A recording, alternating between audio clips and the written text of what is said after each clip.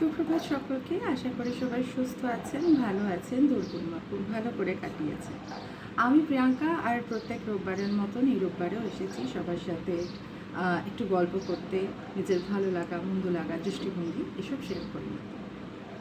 তো আজকে আমি এক গল্প বলবো, গল্পটা শুনে আমার খুব ভালো লেগেছে, তাই আমি ভাবলাম আপনাদের সবার সাথে শেয়ার করব। তো একবার কি হয়েছে, একটা প্যাঁচা এইচআরের কাছে পৌঁছে গেল একটা রিকোয়েস্ট নিয়ে যে আপনি প্লিজ আমার শিফটটা চেঞ্জ করে ডে শিফটে দিয়ে দিন। আমারও সাধারণ পাখিগুলোর মতন দিনের বেলা শিফট করার ইচ্ছে। এটাও কোনো জীবন? এরম অন্ধকারের মধ্যে সারাক্ষণ কাটানো ভীষণ ডিপ্রেসিভ লাগে আমার। আমি যখন জাগি সারা পৃথিবী তখন ঘুমোয়, সকালের আলো আমি দেখতে পাই না। কিন্তু এইচআর কী বলবে?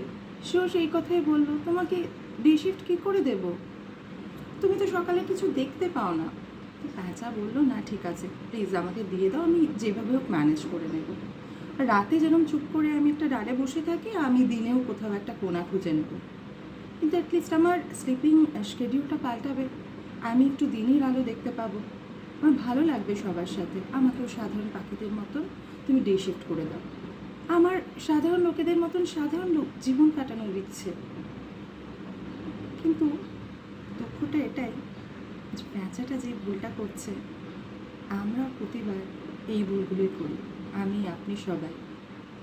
আমরা এটা ভুলে যাই আমাদের বিশেষ কারণে পাঠানো হয়েছে, আমাদের সবার চ্যালেঞ্জেস আলাদা, এবং আমরা নিজেরা জানি না হয়তো যে সেই কঠিন পরিস্থিতির মধ্যে দিয়ে আমরা যেতে পারবো কি না। কিন্তু যিনি পাঠান, ঈশ্বর, তিনি জানেন যে আমরা কিন্তু এটা পার করে নিতে পারবো, আর আমরা ভেতর থেকে এটার জন্য তৈরি।